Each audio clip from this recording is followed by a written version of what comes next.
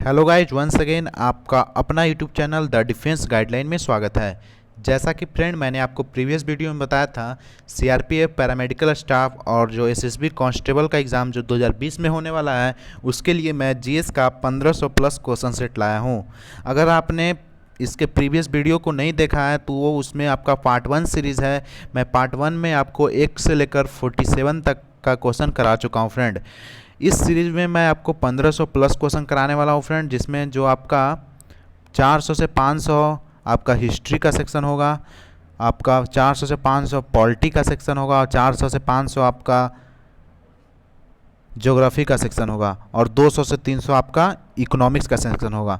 तो फ्रेंड मैं इस सीरीज़ को करवाते हुए जीएस का 1500 प्लस क्वेश्चन सेट करवाऊंगा, जो आपको सीआरपीएफ पैरामेडिकल स्टाफ और जो एसएसबी कांस्टेबल का एग्ज़ाम होने वाला है वो जीएस के सेक्शन में ये 1500 सेट से क्वेश्चन कर लेते हैं तो इससे क्वेश्चन एक भी क्वेश्चन आपको बाहर नहीं जाएगा फ्रेंड।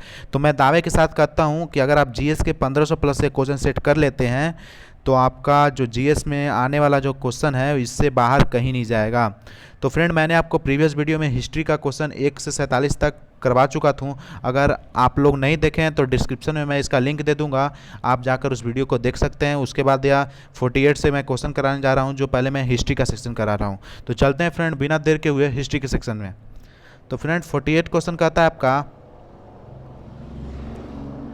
अशोक के शिलालेख किस लिपि के खुदे हुए हैं।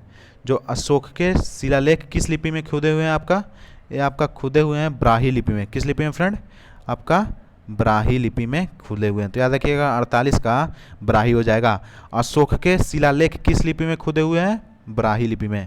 क्वेश्चन नंबर 48 देखते हैं। 48 कह रहा है, किस प्रसिद्ध शासक को शिलालेखों का जनक कहा जाता है। तो याद रखिएगा अशोक का, ये बहुत इंपॉर्टेंट क्वेश्चन है, आपको पूछा गया है, बीएसएफ में भी ये क्वेश्चन पूछा हुआ है। तो याद रखिएगा किस प्रसिद्ध शासक को शिलालेख का जनक कहा जाता है, अशोक को। क्वेश्चन नंबर 50 देखते हैं। 50 कहता है, मौर्य वंश के शासन के दौरान स्थानिक कौन था। मौर्य वंश के शासन के दौरान स्थानिक आपका जिला प्रशासक था। तो याद रखिएगा 50 का जिला प्रशासक। क्वेश्चन नंबर 51 देखते हैं। 51 कह रहा है, मौर्य वंश के अंतिम शासक कौन था। मौर्य वंश के अंतिम शासक आपका बृहद्रथ था। बृहद्रथ था, यानी याद रखिएगा मौर्य वंश के अंतिम शासक बृहद्रथ था। क्वेश्चन नंबर 52 देखते हैं आपका। 52 कहता है, मिली द पानो क्या है। मिली द पानो आपका बौद्ध पाठ है। याद रखिएगा मिली द पानो आपका बौद्ध पाठ है। क्वेश्चन नंबर आपका 53 देखते हैं। 50 कहता है, कुषाण काल में भारतीय और शैली के मिश्रण से विकसित कला विद्यालय को किस नाम से जाना जाता है। तो 53 का हो जाएगा गंधार कला। तो याद रखिएगा कुषाण काल में भारतीय और शैली के मिश्रण से विकसित कला को क्या कहा जाता है, गंधार कला के नाम से। क्वेश्चन नंबर 54 देखिएगा। 54 कह रहे हैं, कुषाण वंश के प्रसिद्ध राजा का नाम बताइए। कुषाण वंश के प्रसिद्ध राजा आपका कनिष्क से। ये भी क्वेश्चन बहुत इंपॉर्टेंट है, तो याद रखिएगा जो क्वेश्चन मैं इंपॉर्टेंट लगाता हूँ वो उसको ध्यान में जरूर से जरूर याद रखिएगा। कुषाण वंश के प्रसिद्ध राजा का नाम बताइए, आपका कनिष्क जो है आपका कुषाण वंश के प्रसिद्ध राजा थे। क्वेश्चन नंबर 55 देखते हैं। 55 कहता है, शक संवत किसने और कब शुरू किया। कनिष्क ने 18वीं मतलब 78वीं ईस्वी में। तो याद रखिएगा शक संवत, ये भी बहुत इंपॉर्टेंट है। शक संवत किसने शुरू किया, कनिष्क में, और 78वीं ईस्वी में याद करना, यानी 55 का कनिष्क ने और 78वीं ईस्वी में। क्वेश्चन नंबर 56 देखते हैं। 56 कहता है, कला की गंधार शैली किसके शासनकाल में पनपी। यह अभी का कनिष्क हो जाएगा। कला की गंधार शैली कनिष्क के। क्वेश्चन नंबर 57 देखते हैं। राजा खारवेल किस चेदी वंश के महानतम शासक हैं। कलिंग। याद रखिएगा कलिंग के। राजा खारवेल किस चेदी वंश के महानतम शासक थे, कलिंग के। क्वेश्चन नंबर 58 देखिएगा। 58 क्वेश्चन कहता है, सातवाहन का सबसे बड़ा शासक। ये बहुत इंपॉर्टेंट क्वेश्चन है। सातवाहन का अंतिम शासक आपका गौतमीपुत्र सातकर्णी है। याद रखिए सातवाहन का सबसे बड़ा शासक गौतमीपुत्र सातकर्णी। क्वेश्चन नंबर 59 देखते हैं, यानी कि 59 देखते हैं। 59 कहता है, महरौली में जंग रहित लौह स्तंभ किसने स्थापित किया। गुप्त ने। तो याद रखिएगा कि गुप्त ने। किसने स्थापित किया, गुप्त ने। क्वेश्चन नंबर 60 देखते हैं। 60 कहता है, चंद्रगुप्त द्वितीय को और किस नाम से जाना जाता है, विक्रमादित्य। चंद्रगुप्त द्वितीय को किस नाम से जाना जाता है, विक्रमादित्य। तो याद रखिए 60 को विक्रमादित्य। क्वेश्चन नंबर 61 देखते हैं, हरिसेन किस राजा के राज कवि थे? हरिसेन जो थे समुद्रगुप्त के राजा के राज कवि थे। तो याद रखिएगा, ये भी इंपॉर्टेंट क्वेश्चन है। हरिसेन किस राजा के राज कवि थे? समुद्रगुप्त। क्वेश्चन नंबर आपका 62 देखते हैं। 62 कहता है, रोमन साम्राज्य के साथ भारत का व्यापार रोम पर किसके द्वारा आक्रमण के साथ समाप्त हो गया? हूनों के द्वारा। तो याद रखिएगा, जो रोमन साम्राज्य के साथ भारत का व्यापार रोम पर किसके द्वारा आक्रमण के समाप्त हो गया? हूनों के द्वारा। क्वेश्चन नंबर 63 देखते हैं। क्वेश्चन नंबर 63 कहता है आपका, गुप्त काल में किस धातु के स्वार्थिक सिक्के जारी किए गए? सोने के सिक्के स्वार्थिक जारी किए हैं। तो याद रखिएगा कि सोने के सिक्के सबसे ज़्यादा किस काल में किए गए? गुप्त काल में। क्वेश्चन नंबर 64 देखते हैं। 64 कहता है, अपनी विजयों के कारण किस भारत को नेपोलियन कहा जाता है? समुद्रगुप्त को भारत का नेपोलियन कहा जाता है। याद रखिएगा कि भारत का नेपोलियन किसे कहा जाता है? समुद्रगुप्त को। किसके कारण? अपनी विजयों के कारण। क्वेश्चन नंबर आपका 65 कहता है, इलाहाबाद स्तंभ के शिलालेख में किसकी उपलब्धियां वर्णित हैं? इलाहाबाद के शिलालेख में आपकी समुद्रगुप्त की उपलब्धियां हैं। तो याद रखिए 65 का समुद्रगुप्त हो जाएगा। क्वेश्चन नंबर 66 कहता है, फायान किसके शासनकाल के दौरान भारत आया था? फायान जो चीन के रहने वाला था, वो आपका चंद्रगुप्त द्वितीय के समय में आया था। इसको विक्रमादित्य के भी नाम से जानते हैं। तो याद रखिएगा फायान, ये बहुत ही इंपॉर्टेंट क्वेश्चन है। 66, फायान किसके शासनकाल के दौरान आया था? चंद्रगुप्त द्वितीय के दौरान। क्वेश्चन नंबर आपका 67 कहते हैं, मेघादूत के लेखक कौन है? मेघादूत के लेखक आपका कालिदास है। मेघादूत के लेखक कौन है? कालिदास। क्वेश्चन नंबर 68 देखते हैं। 68 कहता है, प्राचीन भारत के विख्यात चिकित्सक धन्वंतरी ने अपना परामर्श किसके दरबार में दिया था? चंद्रगुप्त द्वितीय के दरबार में। तो किसके दरबार में? चंद्रगुप्त द्वितीय के दरबार में। क्वेश्चन नंबर 69 देखते हैं फ्रेंड। 69 कहता है, किसके शासनकाल के दौरान अजंता की गुफाएं निर्मित की गई? अजंता की गुफाएं किसके शासन के दौरान निर्मित की गई? गुप्त के शासनकाल के दौरान। तो याद रखिएगा, किसके शासनकाल के दौरान? गुप्त के शासनकाल के दौरान, यानी कि 69 का गुप्त हो जाएगा। क्वेश्चन नंबर 70 देखते हैं। 70 कहता है, संगम काल के रोमन व्यापार का केंद्र बताइए। अरिकामेडू। याद रखिएगा इसका, अरिकामेडू। संगम काल में रोमन व्यापार का केंद्र अरिकामेडू। क्वेश्चन नंबर 71 देखते हैं। 71 कहता है, चोल राजा राजेंद्र ने कौन सी पदवी धारण की? चोल राजा राजेंद्र ने कौन सी पदवी धारण की? पंडित चोल, मुंडिकोंड, गैंगोकोंड। तो याद रखिए, 3 नाम है जो उसे पदवी धारण किया है। पहला है पंडित चोल, मुंडिकोकोंड, गंगोकोंड। क्वेश्चन नंबर 72 अब देखते हैं। 72 कहता है, चोल अभिलेखों में उल्लेखित भूमि की विभिन्न कोटियों के अनुसार किसको जैन संस्थानों को दान में दी गई? इसका हो जाएगा आपका पलिचंदम। ये आपका चोल अभिलेखों में उल्लेखित भूमि की विभिन्न कोटियों के अनुसार किसको जैन संस्थानों में दान दी गई? पलिचंदम। तो याद रखिए क्या हो जाएगा? पलिचंदम। क्वेश्चन नंबर 73 देखते हैं।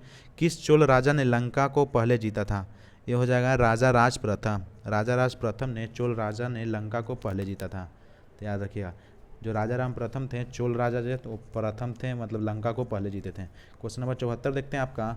74 कहता है, उत्तरी मेरू शिलालेख से किसके प्रशासन से संबंधित जानकारी मिलती है? उत्तर मेरूर शिलालेख से चोल वंश की आपको मिलती है जानकारी। तो याद रखिएगा 74 का हो जाएगा ऑप्शन नंबर, यानी कि 74 का हो जाएगा चोल वंश। क्वेश्चन नंबर 75 देखते हैं। चोल राजाओं का शासन था। चोल किस राजाओं का शासन? चोल राजाओं का शासन था कहाँ पे? तमिलनाडु पर।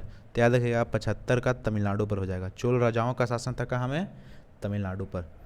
क्वेश्चन नंबर 76 देखते हैं। राष्ट्रकूटों की प्रारंभिक राजधानी कौन सी थी? राष्ट्रकूटों की प्रारंभिक राजधानी आपका एलोरा थी। कौन सी थी? एलोरा।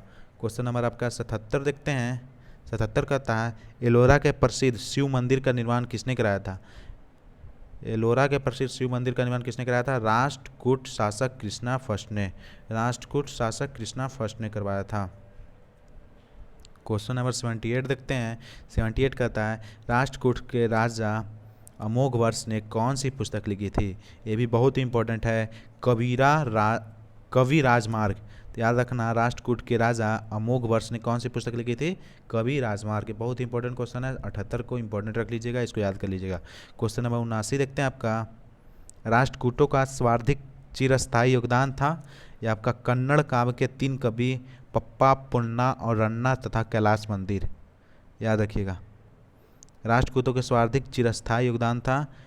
कन्नड़ काव्य के तीन कवि पप्पा पुन्ना और रना, पप्पा पुन्ना और रना तथा कैलाश मंदिर।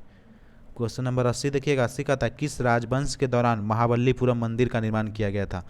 महाबलीपुरम आपका पल्लव राजवंश के दौरान किया गया था। तो याद देखिएगा 80 का पल्लव राजवंश हो जाएगा। ये भी क्वेश्चन इंपॉर्टेंट है, क्वेश्चन पूछा गया है कई बार। किस राजवंश के दौरान महाबली मंदिर का निर्माण किया गया था। पल्लव राजवंश के द्वारा। क्वेश्चन नंबर 81 देखते हैं। 81 कहता है पुलकेशी द्वितीय किसका महानतम शासक था। वातापी के चालुक्य का। तो याद देखिए बतापी के चालुक्य था। तो याद रखिएगा 81 के बतापी के चालुक्य। क्वेश्चन नंबर 82 देखते हैं। 82 कहता है रवि कृति जो एक जैन थे और जिन्होंने एहोल प्रशासित की रचना की थी, किसके संरक्षण प्राप्त थे। पुलकेशिन द्वितीय। तो याद देखिए इसका क्या हो जाएगा, पुलकेशिन द्वितीय। क्वेश्चन नंबर 83 देखते हैं। 83 आपका कहता है प्रसिद्ध दिलवाड़ा मंदिर स्थित कहाँ है। आपका दिलवाड़ा मंदिर माउंट आबू में स्थित है, यानी कि राजस्थान में। माउंट आबू कहाँ है, राजस्थान में। याद रखिए प्रसिद्ध दिलवाड़ा मंदिर कहाँ स्थित है, राजस्थान में। ये भी इंपॉर्टेंट क्वेश्चन है। दिलवाड़ा मंदिर mount Abu Rajasthan. Question number 84 देखते हैं। पुस्तक कथा सरित सागर किसने लिखी। कथा सरित सागर किसने लिखी, सोमदेव ने। याद रखिए कथा सरित सागर किसने लिखी, सोमदेव ने लिखी। हर्षचरित के लेखक कौन थे। हर्षचरित के लेखक बन्ना भट्ट थे। ये भी इंपॉर्टेंट क्वेश्चन है। हर्षचरित के लेखक कौन थे, बन्ना भट्ट थे। खजुराहो मंदिर का निर्माण किसने कराया, चंदेल राजपूत। खजुराहो मंदिर का निर्माण किसने कराया, चंदेल राजपूत। खजुराहो मंदिर कहाँ है आपका, याद रख लीजिएगा एमपी में है। मध्य प्रदेश में आपका खजुराहो मंदिर है, जिसका निर्माण चंदेल राजपूत ने किया था। अब क्वेश्चन नंबर 87 देखते हैं। किस प्रतिहार राजा ने परमान की उपाधि ली थी। किस प्रतिहार राजा ने परमान की उपाधि ली थी, आपका मिहिर भोज ने। मिहिर भोज ने, ठीक है। क्वेश्चन नंबर 88 देखते हैं। प्रतिहार वंश का महानतम राजा कौन था, मिहिर भोज ने। तो ये इंपॉर्टेंट क्वेश्चन बन जाता है। प्रतिहार वंश का महानतम राजा कौन था, मिहिर भोज ने। जो आपका राजा ने परमान का उपाधि किसने ली थी, मिहिर भोज ने। तो याद रखिए परमान की उपाधि भी लेने वाला मिहिर भोज थी, और प्रतिहार वंश का महानतम राजा कौन था, मिहिर भोज। तो क्वेश्चन नंबर 88 और 87 याद कर लीजिएगा, बहुत इंपॉर्टेंट है। क्वेश्चन नंबर 89 देखते हैं। 89 क्वेश्चन देखते हैं। उस चीनी यात्री का नाम क्या था जो हर्षवर्धन के दरबार में आए थे। इसका हेनसोंग हो जाएगा आपका। जो आपका हर्षवर्धन के दरबार में आया था कौन था, हेनसोंग था। क्वेश्चन नंबर 89 का हेनसोंग हो जाएगा। क्वेश्चन 90 देखते हैं। 90 का था प्रिंस ऑफ पिलग्रिम्स नामक किसे प्रदान किया गया, हेनसोंग को। ये भी याद रखिएगा, भी बहुत इंपॉर्टेंट है, बहुत बार पूछा जाता है कि प्रिंस ऑफ पिलग्रिम्स नाम किसे प्रदान किया गया है, हेनसोंग को। क्वेश्चन नंबर 91 देखते हैं। 91 कहता है हर्षवर्धन का समकालीन दक्षिण भारतीय शासक कौन था। कहने का मतलब हर्षवर्धन का समकालीन दक्षिण भारतीय शासक कौन था, आपका पुलकेशिन द्वितीय था। तो याद रखिएगा ये भी इंपॉर्टेंट है कि हर्षवर्धन के समकालीन दक्षिण भारतीय शासक कौन था, पुलकेशिन द्वितीय। क्वेश्चन नंबर 92 देखते हैं। 92 कहता है संस्कृत नाटक नागानंद की रचना किस शासक द्वारा की गई थी, हर्षवर्धन के द्वारा। किस शासक द्वारा नागानंद की रचना की गई थी, हर्षवर्धन के द्वारा। भारत में नालंदा विश्वविद्यालय किस राज्य में स्थित है। नालंदा विश्वविद्यालय आपका बिहार राज्य में स्थित है। इसका आंसर आपका क्या हो जाएगा, 93 का बिहार हो जाएगा। 93 का आंसर क्या हो जाएगा, बिहार। भारत में नालंदा विश्वविद्यालय किस राज्य में स्थित है, आपका बिहार में। तो फ्रेंड आज के सेशन में आपका 48 से लेकर 93 तक का क्वेश्चन हुआ। तो फ्रेंड आज के सेशन में इतना ही। अगर मेरा वीडियो अच्छा लगे तो मेरे चैनल को सब्सक्राइब कीजिएगा और बगल में बेल आइकन को प्रेस करना नहीं भूलिएगा, क्योंकि आने वाले वीडियो का नोटिफिकेशन आपको सबसे पहले मिले। तो फ्रेंड यह आपका बहुत ही इंपॉर्टेंट सेक्शन है। तो आप अगर 1500 क्वेश्चन कर जाते हैं तो मैं दावे के साथ कहता हूं जो आपका सीआरपीएफ पैरामेडिकल स्टाफ है और एसएसबी कांस्टेबल का एग्ज़ाम है, वो दोनों आप जीएस सेक्शन को अच्छे से क्रैक कर जाएंगे। एक भी क्वेश्चन इस 1500 सेक्शन से बाहर नहीं जाएगा फ्रेंड। तो फ्रेंड थैंक्स फॉर वॉचिंग।